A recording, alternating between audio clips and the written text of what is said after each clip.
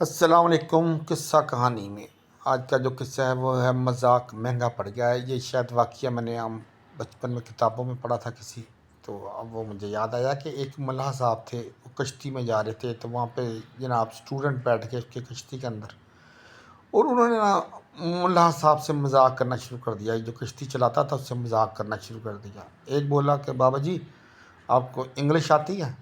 उसने कहा नहीं बेटा मुझे इंग्लिश नहीं आती। तो वो कहने लगा जी आपकी 10 साल की ज़िंदगी कम हो गई, ये आपने जुल्म किया अपने ऊपर। दूसरा बोला बाबा जी आपको उर्दू तो आती होगी?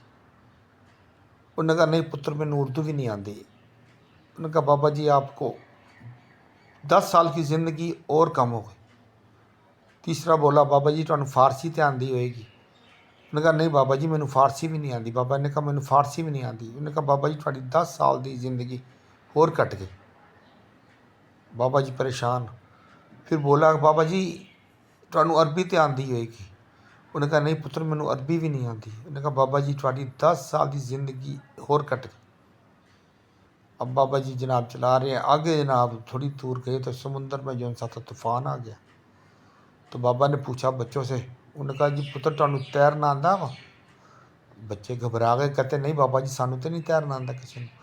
कहता पुत्र तुहाडी सारी ज़िंदगी खत्म हो गई, रुड़ गई तुहाडी, हुण बर्बाद हो गए तुसी, हुण तुसी तैयारी करो। और ये कह के बाबा जी ने छाल मारी और तैरता हुआ चला गया।